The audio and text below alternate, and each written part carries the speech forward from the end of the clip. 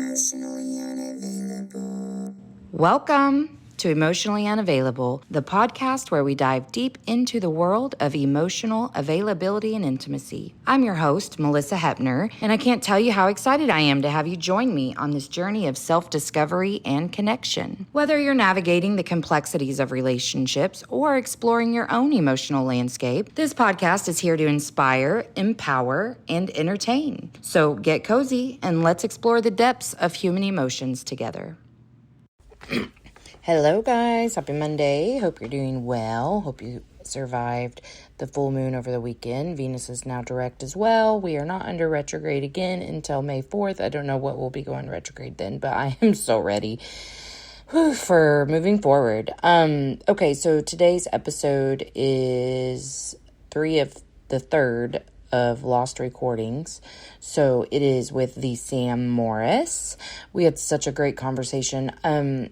She is, well, let's see. Let me look and see what she officially calls herself. Certified Empowered Dating, Relationship Skills, and Sex Coach. I thought it was really a good conversation. We got to talk, about sex. But I don't get to talk about that a lot on here in terms of how that works.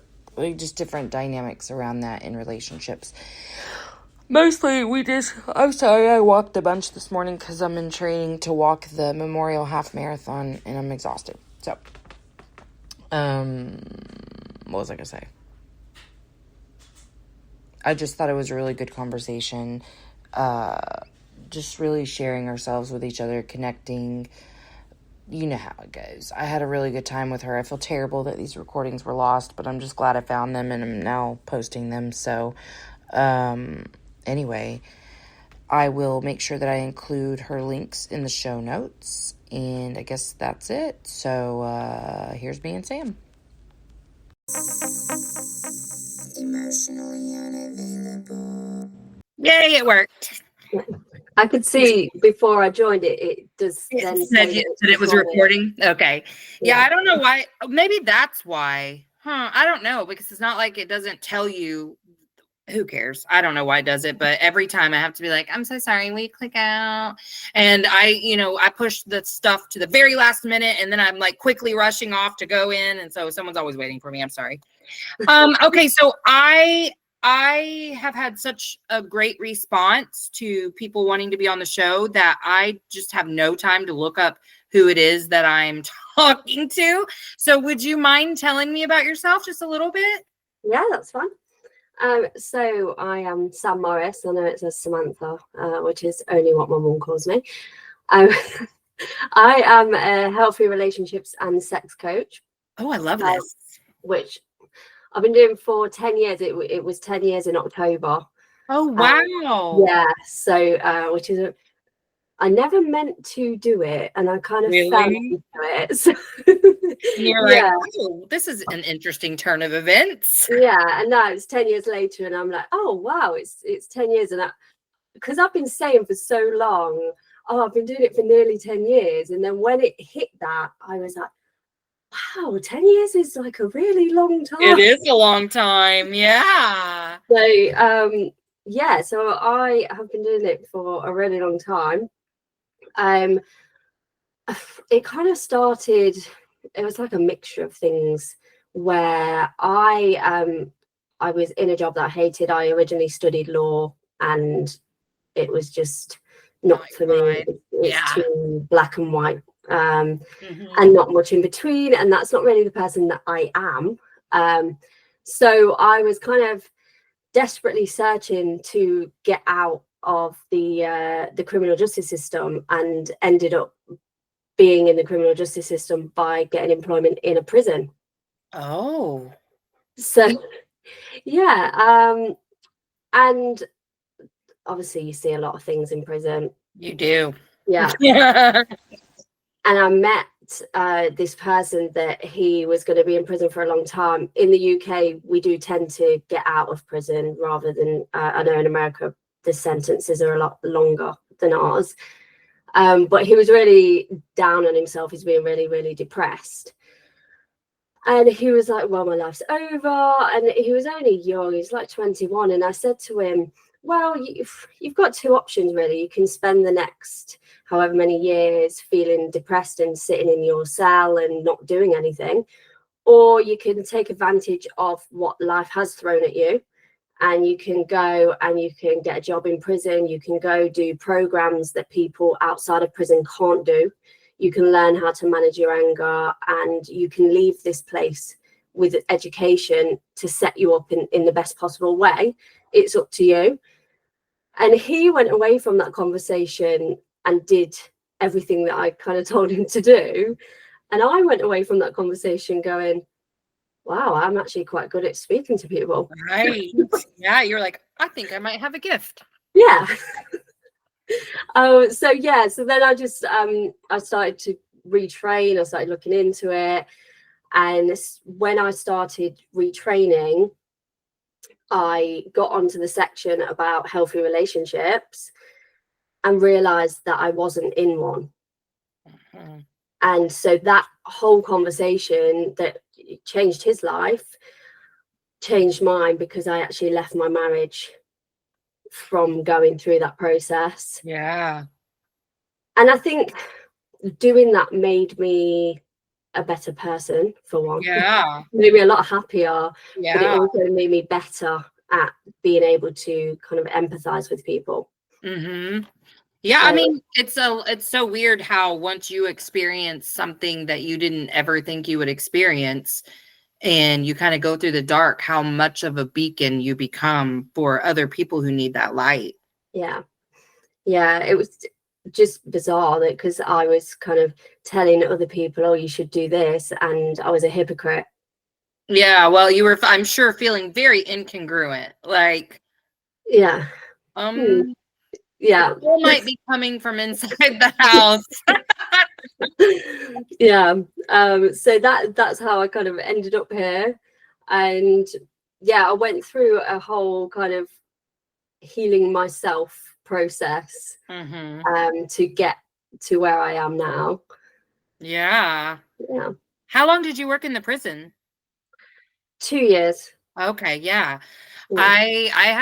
So my mom was incarcerated a lot and was incarcerated when she died. And I used to have a deep burning desire to work with inmates. But then before healing, I really went through anger and lost sight of humanity for a little bit. And so I was like, and now like I feel that pulling again, like just a little bit of like, how can I do that in a way that makes me feel safe, but like because the prisons in Oklahoma are scary as fuck because they're overcrowded and underfunded. And I'm really cute, so I'm a little nervous to go up in there with the type of protection that they offer. So I'm like, we'll figure that out. But yeah, I think it's so wild how much something hurts us, and then we become so grateful for the experience because we got to transform in a way we never would have if we hadn't gone through that. I am curious though, because I have a lot of coaches on here and a lot of spiritual people on here and a lot of love people. I just hung up with somebody who does love shit, but you are the first who does any sort of sexual side of relationship healing. I would really love to hear about that. Yeah, it is a part of the training. And when you're training, you have to learn how to ask people how often they masturbate, which generally in society, people don't talk about that. They do not. No. And it's a whole different kind of way of talking. And I taught myself by looking in the mirror and asking over and over again to keep my face straight. Where you don't do this whole, oh, this is awkward. Yeah. And it became quite fascinating, because when you say to people about their sexual experiences, if you start off by saying, this is going to be really awkward for you, it's not awkward for me because I'm used to asking these questions. I need to ask these questions, but I understand that it may take you a minute to catch up to where I'm at. If we need to stop at any point, we can. Surprisingly, so many people, once they feel like, oh, actually I can talk about I'm this, safe. Yeah. then they go for it, and they will talk about kind of their experiences, their fantasies, and then they kind of look to you to see, like, is that okay? Yeah. Like, is that weird?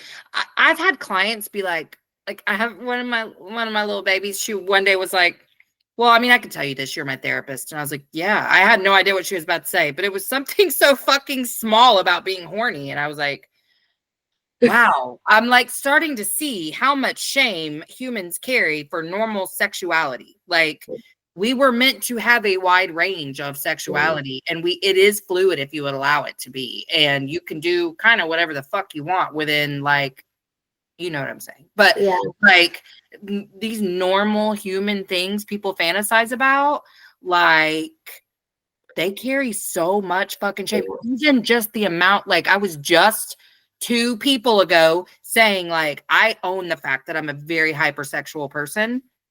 I've always been this way. I love sex, and I'm pretty free spirited about it. But like, I don't know, man. I'm not gonna waste my time sitting around hating myself about that. Like, No. yes, I know that I had to unravel a little bit of shame to get here, but like mostly not, you know, like yes, I was taught all these like religious things and stuff, but thankfully that wasn't one that like, well, there was some shame. I was actually caught masturbating once when I was really young, and it wasn't like a lot. I had kind of just put my hand down my pants and was just, I think I was just touching just a little bit. And my grandma opened the door, and I was like, my hand was under the blanket, but she could see where it fucking was. And she was like, Missy, shame on you. That's what she said to me. Bitch, shame on me for what the fuck? First of all, I just started, so thanks. But like, I mean, I was like 7. Like, why are you fucking shaming me? And I like made a decision right then. I don't give a fuck what my kids do when I have kids. I will never make them feel ashamed of this. I mean, I did have to have that's more of a private situation. You can do that all you want, but in your room is better, you know, not here, but that's fine. But like, what the fuck? No wonder we're all walking around like, I'm not supposed to be horny. Yeah. And I think there is this whole narrative that women should not want the same things as men. Yes, there is. I don't know whether that's from like, whether it's from school where they taught the boys differently, and it was very much like, you need to use protection. And like, my sex education at school was, because I went to a religious school, you don't do it unless you're married, and that's it. I don't think it's a coincidence that like within my year, I think 4 of us had babies before we were 20. So, right. Probably, yeah, because that's not gonna work. Yeah. We're not gonna not do it. Yes, I know people do it, but so the people who actually wait till they're married, very small percentage. And most of the time their sex lives aren't real great. No. And then there's the whole, you know, men need more sex than women. And that isn't true. That narrative destroyed me, because then when I married someone who had a very hyposexual life because he's avoidant, what do you think that made me feel? Like I was fucking nasty piece of trash, and that's the only reason he didn't want to fuck me. I mean, period. That's what I thought. And I was like, oh my God, that's where my shame came from. How much I wanted sex, but was not desired. Yeah. And I think it's really hard, because sometimes if people have been together a long time and they stop having sex, it's not because the man wants sex more than the woman. Something else is going on there. Something's happening, yeah. And people don't realize that. And I get a lot of people that will say to me, oh, well, what is a healthy sexual relationship? What does that actually mean? And I would say, well, one, obviously it has to be legal. Yeah. Yeah. There's your first start. That's a great first step. Yep. Yeah. The legality of it. Yeah, let's deal with that. But it doesn't have to, like, it shouldn't hurt anyone else. And that could mean if you have a partner and you are masturbating on a daily basis and they don't know about it, if they found out about it and it would hurt them, then that's not a healthy sexual relationship. Right. Like, there's nothing wrong with masturbation, Right. but if you're doing it in secret, Right. something Where else you're is having to going on. hide it and all of that, then there's something else happening. Absolutely. Yeah. And I mean, I didn't realize how many women were in the same position I was when I was married to my ex. And that, I mean, I remember I was still pretty religious then, and I was at church one time, and once again, there was a sermon directed at women not withholding sex from men, that like, that's your wifely duty and it's not fair, like blah, blah, blah, blah. And I just started bawling because I was like, okay, well, can you come fucking tell my husband that, please? Because I would never dream of saying fucking no. Like, we're only fucking once every 5 weeks. Like, why can we not do it more? Like, why are you making me feel like a piece of shit whenever I want to have sex, you know? Yeah. But there's also the, like, with him, if he'd have said that to another man, they would have made him feel bad as well. Like, what's wrong with you? Absolutely. You're Like, putting it on a plate. you have a Why wife are who wants you to have not sex doing all the that? time and you don't want to? What's that about? Yeah. I mean, I don't think he ever talked to anyone about, and in fact, it's just like, the more I know about ADHD and autism and avoidance, I understand so much better about everything that happened in our relationship. And of course I have remorse because I wasn't a healthy version of myself either. So like, everything he did to me was an attack on me. But now in hindsight, I know what all of it was. But for so long, when I went through the divorce crazies, pretty much just fucked anyone who was willing to fuck me, because I was like, oh my God, I am attractive. I mean, I had a narrative my whole fucking life before him that I was not attractive or sexy or any of those things. And so that's how like I felt and embodied that. But now I'm like, if you want to fuck, great, but like, it's not, that's more of just a chemistry. It's not about me. It's not about anything, you know, like my worth isn't tied up in whether or not somebody else wants to have sex with me. It's just not. But God, for so long it was. And now I can feel zero shame about any of it, because I was created as a sexual being, and I can be as sexual as I want and do whatever I want, as long as I like am honest about it and my partner's okay with it. And that's because you put the work in. Absolutely. Oh yeah, it used to be way different. Yeah. God, yeah. I can't say that I ever really felt like I was bad for wanting sex so much. I just felt like it was unusual, like I'm not the normal woman, and but that something must be wrong with me if this man who is supposed to want sex 24/7 is not matching my energy. Like, oh, I fucked up. Oh, okay. When now I realize that was all about him and I'm all about me, you know? Yeah. But I was like the opposite with my ex-husband. But I had a lot of female friends around me that constantly talked about sex. Yeah. And I used to just sit there and not really get involved in the conversations, because I would make out that I was awkward, but obviously I wasn't actually that awkward. It was just, I didn't have anything to say. Because you didn't like it? Well, it wasn't that. There was obviously a lot of problems in the relationship that I wasn't at that point ready to recognize. And I didn't feel close to him. You weren't safe. So, yeah.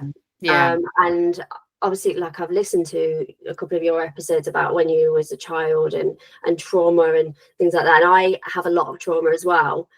So that kind of fed into it. Yeah. And I don't know, at the time, it's hindsight, isn't it? It's afterwards when you start to grow and you're like, oh, that's why that happened. I love and that. Now it's a completely different situation with my husband. I got married again. You got your awakening. You felt some things open up. Yeah, but in every way. And I think absolutely, it's not just about the sex. We have a really great relationship, and therefore it flows very easily. I think that your satisfaction in your sex life, whether like, because I know couples who they have sex once a week and they both are very in agreement with that. You know what I mean? So, whatever your satisfaction level is, when it is met, it's very indicative of every other part of your relationship. Yeah. Because, I mean, I will say this. When I was in survival mode in the darkest time of my life, we were still like having sex a lot, like more even, like probably 2 or more times a day, because I was just really like, I was using sex to numb, you know, but like, so it's not always indicative, but like, if you look at your relationship as a whole, your sex life is a part of that, and it reflects a lot of the other parts of your relationship. Like, even the aftercare of sex, like what happens before and after sex, like how is it coming together, who's initiating, all of those things really do depend on the level of safety that you feel in that relationship. And that is not exclusive to women. Men have to feel safe that they can lose an erection and nothing's going to happen, or they can't get off, or they get off too fast, and nothing about this relationship is going to change. Like that you love them independent of this experience, and that your sex life as a whole, it does not depend on one experience, you know? Everyone should be able to leave a sexual experience feeling happy, and no one should be going away from that second guessing what the other person's thinking. Yeah. And, you know, Yeah. like It shouldn't even be a thought. and being like, oh, was that good for them? Was it not good for them? And even if you are having those thoughts, you should be able to ask. Because I used to, and I don't really suffer from it anymore, but I had low self-esteem. Mm-hmm. And when you have low self-esteem, you constantly think the worst, and you constantly think, I'm not good enough, and I'm not this. And being able to just say to people, because most people, I don't think I've ever had a bad response when I've said, not just about sex, but in general, when you say to people, oh, how do you think I did? Yeah. They are so shocked that you've asked anyway. Mm-hmm. But normally, even if something hasn't gone well, they will say it in a nice way and tell you how to improve. Yeah. So, yeah, being able to feel safe to ask those questions, and even if people don't, you know, they don't have the confidence, just actually forcing themselves to say, actually, I feel this way, and the person there is probably thinking something completely different. So they've just had sex and he or she is feeling really sad and thinking, actually, that wasn't very good, or, you know, I don't feel good in myself. And then the other person is like, what are you talking about? That was it was best. So good. Yeah. And it's just really a reflection of the way you feel about yourself. Yeah. But just being able to say it, and if you don't have the confidence to say it, pretend that you're somebody else that has confidence and blurt it out. Well, and my thing is this, like, I feel like everyone I talk to about this says the same thing. So I don't think I'm unique in this, but so much of my pleasure in the experience is wrapped up in their pleasure. Like, it's a very powerful feeling to know that you held the orgasm in your hand, or, you know, that you made them feel good. Then that's the energy that I get back. And I'm like, hell yeah, it's great. But, to get that, you know, you need a little bit of noise or some indication that you like what's happening. And, you know, I tend to fuck quiet people. So I'm like, does it feel good? I'm fine to ask that. Like, like it? Like, what, you know? And they're like, then they know they need to do better at fucking saying what they like and don't like, because this is reciprocal. Like, I can't have full pleasure if I don't know that what you're doing is what you want to do. Like, because I'm more, and I think this is like just maybe my human design. Like, I'm more of a feed off of your energy in most cases than I am just to give the energy. Like, you know what I mean? So especially in sex, it's really about like doing what you like if I like it too. And then if you like it and let me know you like it, then I really like it. Like, that's how I've always been. But like, I gotta ask, I'm like, is this working for you? Like, it seems like it is, but I just want a little reassurance, and I don't fucking feel bad for asking. I'm like, hey, what are we doing? Is this good? What do we need to switch positions? Like, what's going on here? But I would rather just say it than to like, is this going okay? Yeah, I think everyone needs to get better at having those conversations.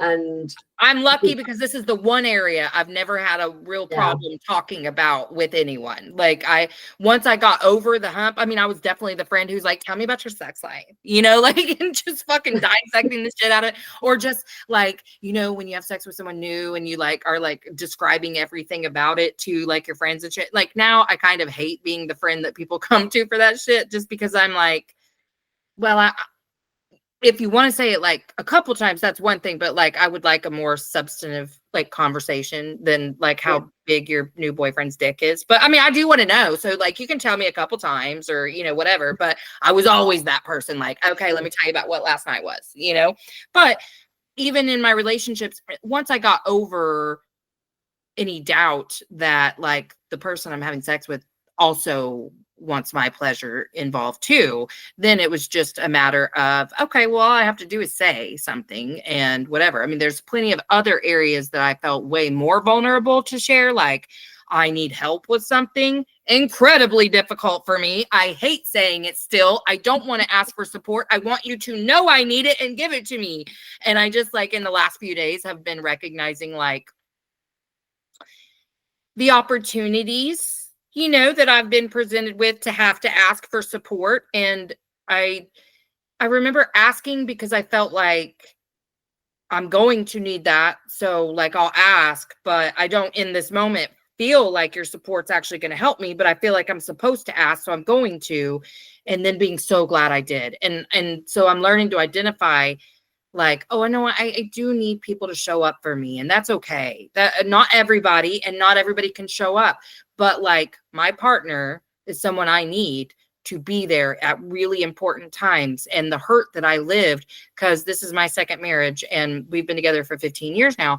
Well, for 14 and a half of those years, I just went along with shit and didn't ask for help, didn't ask for support. I mean, yes, and the little things like, will you make me food? Will you, whatever? I have no problem with that, baby. Like, yes, I'd love you to wait on me hand and foot. That's great. But like in terms of like showing up for me inside here, I had such a hard time. And so just the other day when I had to say like, I need you with me, it was so hard because I didn't understand why I needed that, because I've been conditioned to believe I need nobody or that I'm not supposed to anyway. And so I am grateful that I've learned like just ask and then you'll see why you need the support later. And now I'm kind of understanding like what it feels like when you don't have support, and all these years that I've sat and been so hurt and so resentful that he didn't show up for me, even though I knew damn well I didn't fucking ask him to.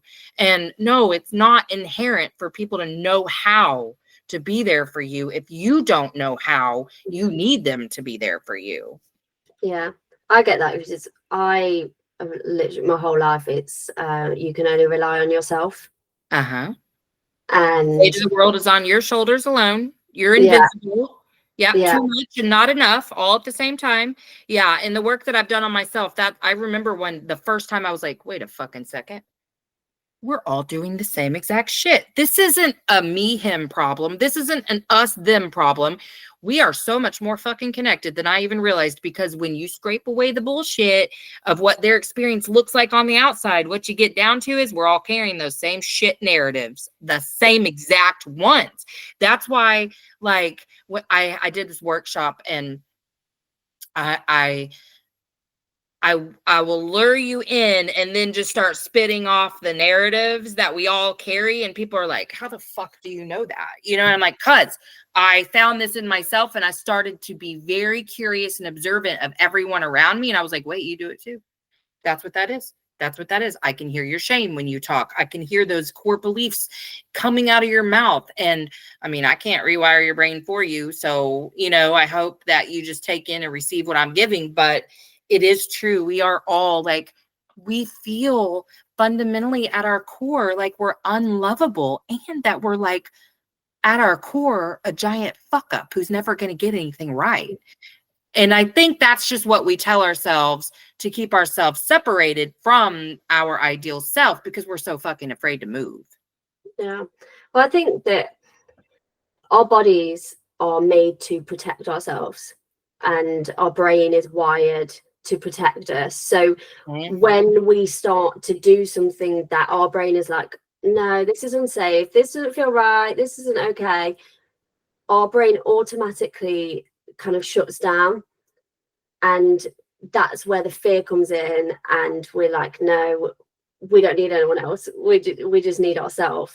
Yeah, and it is just the body kind of reacting to fear. It's no different to if you're walking down the road and there's someone behind you and you like start feeling, oh, you're on your own. Exactly. And it's that sort of response. I would say you're running from the bear. When that happens, you're running from the bear. There's no time for feelings when you're running from the bear, you know? And I think too, we get so wrapped up in our brain just to avoid the feeling. Like, I'm always telling my clients, like, okay, stop, because that's a lot of what ifs, and that's really unproductive.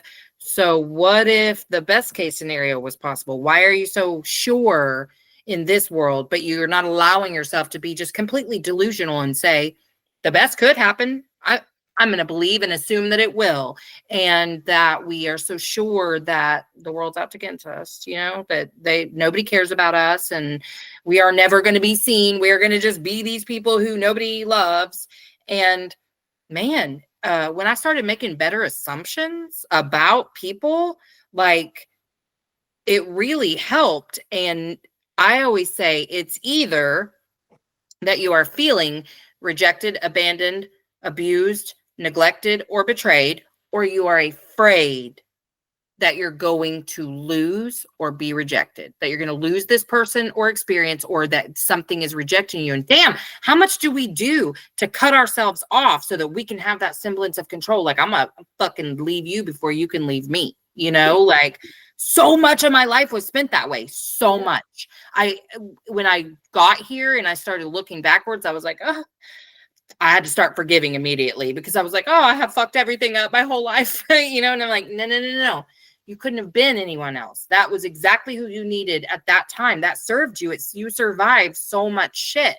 But if you want to live and not just survive, you have to open yourself up to people and to yourself first. You have to fucking figure this shit out and love yourself. Like, low self-esteem, I so resonate with that. Like, it's hard for me to get people to understand the types of thoughts I had. I mean, I 100% had a belief that I was not just not like attractive, that I was ugly, that I was not pretty in any way, and that I was mean because I was so reactive to other people.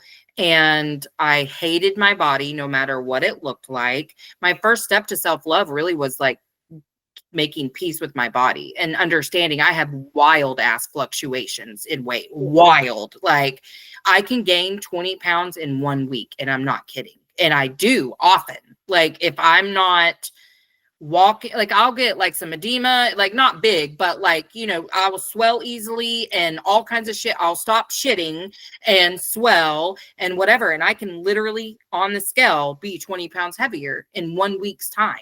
I can lose that amount of weight in a very short amount of time. I fluctuate very wildly, and I'm just here for the ride. Like, I'm doing the programming that I'm giving myself now is like, I crave healthy foods. Like, when I eat, it nourishes me. And, you know, like, I'm making love with my food, man. Like, I'm just making it love me. It's just another expression of my love for myself. Not because I'm eating healthy all the time. Don't let me fucking fool you. I eat M&Ms like they're going out of style, but like, to incorporate more of the things that are good for my body, I just talk to myself about it. And I'm like, man, I love how my body responds when I eat fruit and when I eat vegetables and whatever. I'm still going to eat all the other shit, but I don't have to shame myself for it. And the way my body looks externally could just be, but how I feel internally is what is really important. And I started to notice like my stamina and things like that. Like, my adrenaline gets really high when I do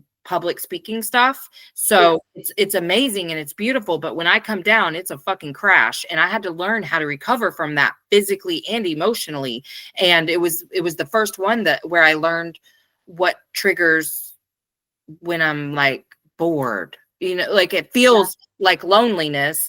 And then I recognize it as boredom. And then further than that, it's chemical depletion. That's all it is. And I just have to replenish. Well, some of that has to involve replenishing my physical self with nurturing foods. Like that's just how it is. So I do a little bit of comfort food and a little bit of food that's just going to make me feel good. And that's that. And now I'm learning there's a process. I have to rest afterwards, like have to. Lights off. Don't fucking talk to me. I can zone out. I'm going to eat my little snacky poo. And then like, within a few hours now I can recover. That first one took me 6 fucking days to recover from. And that's when I was like, baby, we got to eat better. Okay. Them M&Ms aren't serving us well. Okay, honey, you can eat your M&Ms, but you're going to have to eat some fucking vegetables too. Like go get you some broccoli, honey. If you want to put the M&Ms on the broccoli, that's fine. But you got to eat some broccoli. Yeah. It's surprising how much food changes everything. I have a health condition that messes with my nose and my breathing. Oh. And I've had it, I say I've had it for a long time. I quit smoking and developed this problem. And I don't know whether the smoking did it? Yeah. Yes. I had similar things. Yes. So I've had 3 operations on my nose, and it is what it is. But I would get ill with like anyone's got a cough, anyone's got a runny nose near me, I will catch it, guaranteed, and then I'll be like laid up for 2 weeks. And then I randomly watched this Netflix program that it wasn't what I thought it was. I thought it was like a dieting program, and it wasn't. It was all about how bad meat is. And from that program, I decided that I wouldn't eat any meat that I didn't know what it had been fed on. Right. And so I just completely switched. It was quite difficult because a lot of places you have to ask a lot of questions. It can be quite awkward. But I completely switched to only grass-fed meat and only organic fruit and vegetables. Did loads of research about it. In my whole life, I don't think I've gone longer than like 3 months without having antibiotics. And then since I did this, it was my 1-year anniversary a couple of weeks ago of the last time I had antibiotics. And I haven't had antibiotics for a whole year. That's so good. Yeah. But I haven't been ill. Like I've caught little things. Sure, and they're gone within a day. Yeah. Yes, food makes all the difference. I remember doing this Mediterranean diet, and damn, I felt good. Like I remember how good I felt when I was doing that. And I mean, I'm not going to do it again probably, but like, cause I'm focused more on harm reduction right now because I just take little small shifts, and the first shift is in your mind, so I'm doing that work yet, but not the hardest shit yet, but that's fine. Yeah. But I do notice that like, if you just pay attention, and like Human Design told me like how best that I digest food, because I have so many digestive issues because all of my stress will fuck my stomach up so bad. Yeah. And so I was like, I've thought that was because my mind says that like the lighting that I eat under is important, and that I need like to eat the bulk of my calories in the evening because I digest better then. And I had noticed when I did that unintentionally, I felt better. I had more energy during the day, and I don't have a crash. And then in the evening, when I'm supposed to be relaxing and stuff, it doesn't matter, and it will digest. And just in the last 2 weeks, I've gotten really good about just like, taking in what my body feels like it can handle during the day, which is not much. It's just like toast in the morning and some snacks throughout like the afternoon. And then I'll eat dinner and whatever the fuck else, M&Ms, at night. But like, I feel better because I'm not having all this sluggish up and down during the day. Yeah. But I think we see stuff and then our life changes because of it, and it's supposed to happen. Because I obviously watched that thing, and my husband will say it ruined our lives, but I'll say it made them better. I love that. He's like, my son has ADHD, and we had read before kind of about how diet affects ADHD and kind of dabbled a little bit. And then I watched this program, and because it made sense for all of us to change the way that we ate rather than just me, it has affected his ADHD as well in a much more positive way. And I just think things happen in our life, and then we're like, oh, I need to make some changes. Yeah. And we make those changes, and it just completely changes so many different things. That's not just with food. That's like what you were saying about when you start talking to yourself and you start kind of creating those positive outcomes, and then all of a sudden positive things start happening to you. Mm-hmm. You're putting it out there, you're making things better, but then you attract those same things, they come back. And it's just nice. I think, like you said, where you've got to now started years and years ago. Right. And you wouldn't be who you are now if you hadn't have gone through that stuff. Mm-hmm.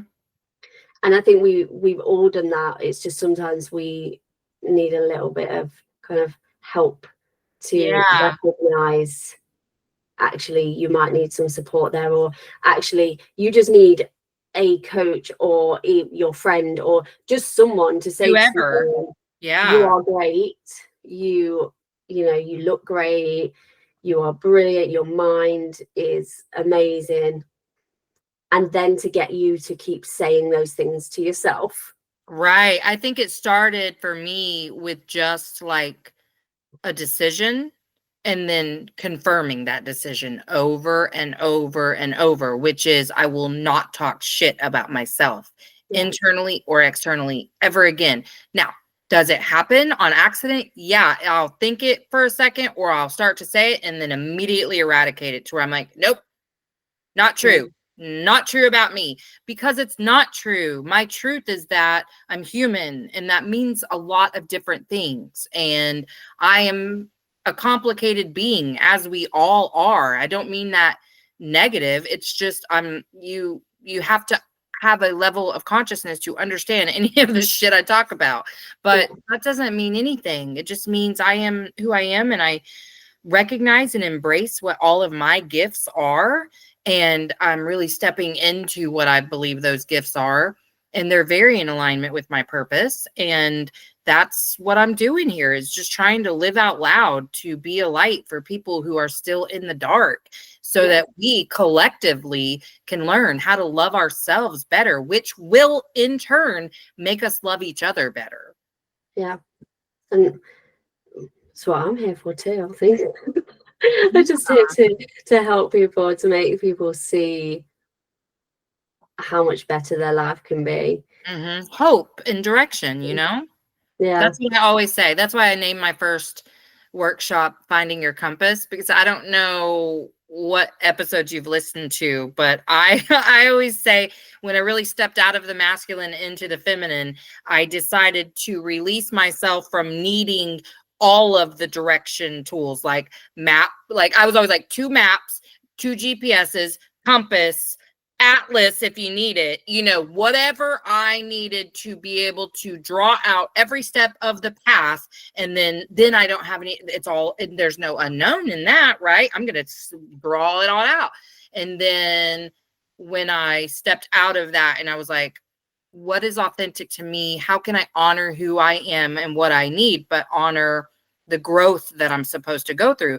And I was like, a compass is okay. You need a little direction. You got to know which direction you're headed, but that's it for me. I don't get to know how this path is going to unfold. I know what destination I would like to happen, but I'm open to it may not show up the way I think it's going to, and it's certainly not going to show up the way it's supposed to if I am trying to control and micromanage every step of the process.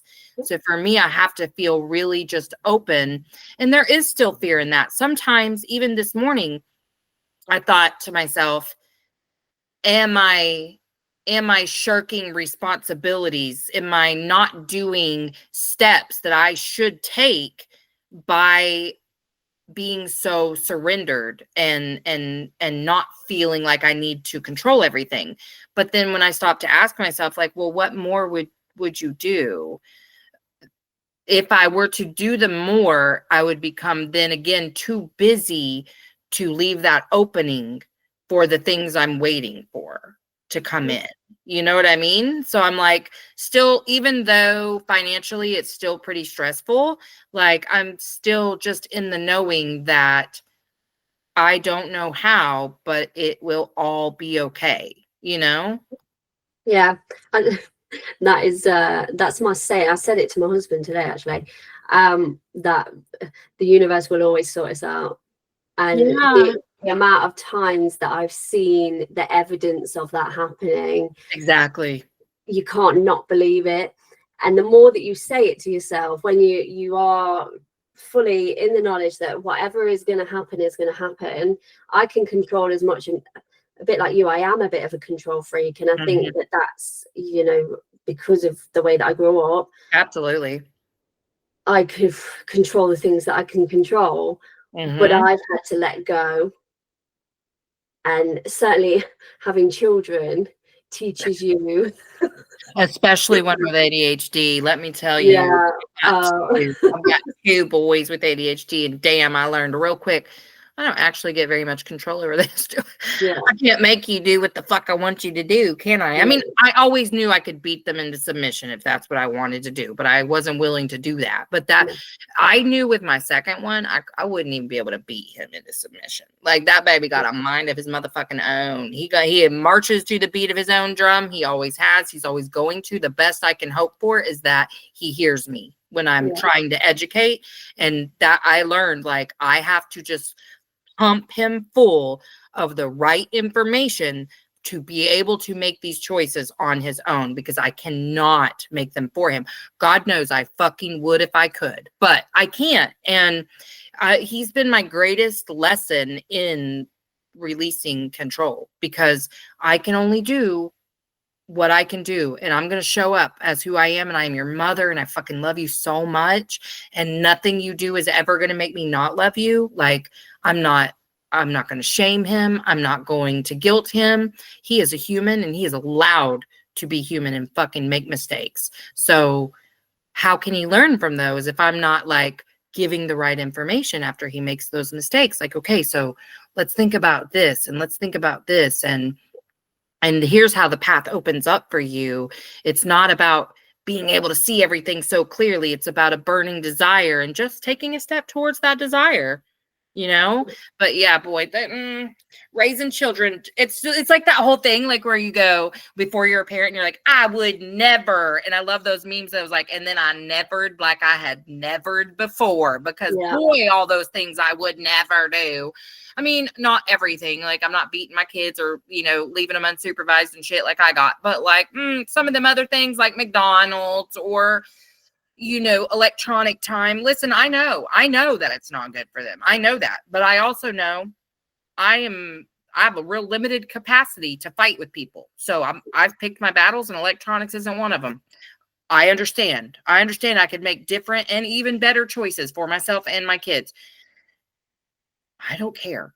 I'm just going to live and just like, you know what I mean? I'm just doing my best. I'm doing my very best. And that's all I can do. And that's not a fight I can have. I'm like, oh, I feel like we're kind of past that age. Like, cause I probably should have done that about 10 years ago, and I didn't. So, I mean, I have made different choices for my 10-year-old, but Yeah, I I'm think not you gonna hold learn. steady, you know, You learn from like the first one.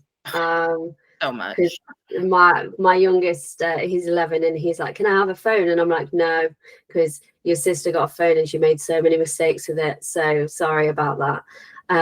Yeah, my bad. Yeah, so take it up with her. It's her fault. Yeah, she taught me. So no, I know Yeah, better now. I do better. So no, yeah, I mean, there were so many things, but I mean, honestly, I've become more relaxed with each child. Well, that was probably not the right word to use. Um, I've been forced to surrender a lot as each child because I mean, like, I just went through that mental health crisis like a year ago. So, I mean, my youngest has had actually the absolute worst version of me out of all of them. But there was also so much learning in there that I did in real time that I'm like doing so much better for her than they got too, you know? So now I can meet them where they are and apologize and say, like, you're fucking right, dude. Because I noticed that sometimes the tension between the older and the younger, like when they're getting a little more lenient about something or whatever. And I'm over here like, don't dismiss her feelings like that. And he's like, the fuck? My feelings didn't matter when I was her age. And I'm like, I know, I'm sorry. I'm really sorry. But that's not going to mean that hers don't matter. Okay. I know better. So now I'm doing better. And I'm real sorry about that. yeah. I think as a parent, apologizing to your kids when you get things wrong is the only way. Like, it teaches them that actually we don't have all the answers, and sometimes we get it wrong, and sometimes life gets in the way, and sometimes we don't deal with things that great. And the amount of times that, like, my daughter said something to me, because she's a teenager, so some of the stuff that teenagers do is like mind-blowing. The amount of times I've said to her, I need a minute to process that, because I think if I respond right now, it won't be the best response that I've ever made. And Yeah. like I just walk out the room and I'm like, oh. Yeah. I was real big on that. I can't engage in this right now. So I'm going to go take some space because I'm not going to be nice if I respond right now, period. And I think where the pain from your parents being human comes from is that very first time their mask slips and you now see them for the human that they are. It feels scary because they're supposed to be superhuman, because if a car lands on us, they have to be able to pick it up off of us. Or if the bear comes at us, they have to be able to wrestle it and murder it. Or if a robber, any of the things that our wild imaginations are capable of worrying about as children, we believe in our core that this human, this superhero, is going to be able to save us and protect us from everything. And so when that mask slips and you go, what the fuck? You're Clark Kent and not Superman? What? How can you protect me if you're like me? If you're not better than me, bigger than me, stronger than me, you're not going to do any better of a job at fucking saving me from the robber than I would myself. Fuck. And it's scary. And they have to hold on to the fucking resentment and all that for so long. And so I do believe that, like, as they age and they understand, oh, I need so much forgiveness for my humanity. And you can offer that to them and then ask for that in return. Man, it's beautiful. That's when you can, like, make magic with your own children, is just to be like, yo, we're kind of in this together, actually. Like, I keep telling my kids, I'm like, no, dude, I have a vision for this family. Like, we're all going to change the fucking world. Like, y'all got your own shit and, go to therapy and heal and whatever, and I'll keep apologizing. But when you're ready, dude, there's a stage for you that I am so excited to watch you guys be the light too, because I know none of this was unintentional. When they start to repeat your own words back to you, you're like, oh, my job Best here is feeling done. ever. Yes. I'm like, you listen to me? Oh my God. Like, nothing feels better than one of my kids regurgitating back. Like, they went a couple weeks ago, my oldest was saying a lot, like, you just gotta not have expectations, da, da, da, da. And that's pretty unlike him to say. And so that was something I had been saying a lot of, but more like just on the podcast and stuff, which he'll just like hear in passing. Yeah. But I was like curious, like, who's he been listening to? Like, you know what I mean? And then like somewhere in there, he was like, I don't know if this is like, cause I've been hearing you say it or what. And he's just like, verbally bombing all of it. And I was like, holy shit. I wasn't even talking directly to you. And you just heard me and like, that makes sense. Let's not have so many expectations. Yeah. And I'm like, oh my God, they listen. So we've done a lot of anger management stuff because obviously ADHD, the emotions just go everywhere. And when I first started working, I actually worked with a lot of people that had committed domestic violent offences. Yeah. So when my son, this is literally 2 weeks ago, and he was just like, you know what, you're making me really angry. I need to go wash my hands. And that is something that I say because the cold water calms the body down, which stops the reaction. And he went off and he just like washed his hands for like 10 minutes. And then he came back to me and I was like, are you okay, Dan? And he was like, yeah, I was just feeling a bit angry with you. I love that. Bizarre, like tiny little things that they remember, and I'm like, yeah, washing your hands, that's good, it works. Yeah, absolutely. Like when I catch my daughter deep breathing or something, I'm like, that's right, girl, you fucking take it. Or like the other day I was really down and she suggested to me what I've been suggesting to her, which is a dance party. And so because I've been teaching her like emotions are just energy in motion, we got to move it out. Like you don't want it to get stuck. Once you address it, then you have to move it out. And so she's like, Mama, do you want to do a dance party? And I was like, that sounds like a great idea. Like, great. I was so excited that she's been listening. Okay, Sam, I hate to rush you off, but I do have a client popping on. Thank you so much for coming on. I have loved this conversation with you. And if anything that you want me to send, like that you want to send to me to post, I will put it in the show notes. And I usually will make like a formal introduction before the episode. And that's where like I'll read any bios or any of that. So whatever you would like me to share about you before the episode, you just send it on and I will let you know the day before when you're, if I can let you know sooner than the day before, I will, but I will at least let you know the day before your episode airs.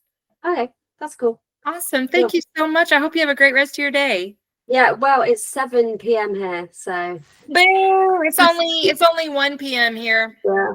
Okay, well, good evening. Enjoy your evening. Have a nice day. Thank you. Thanks. Bye.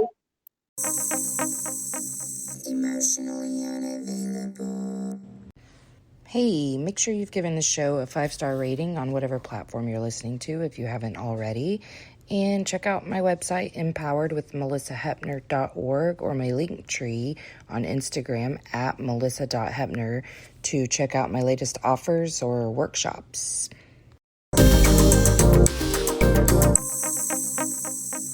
Emotionally unavailable. INDEPE and cut.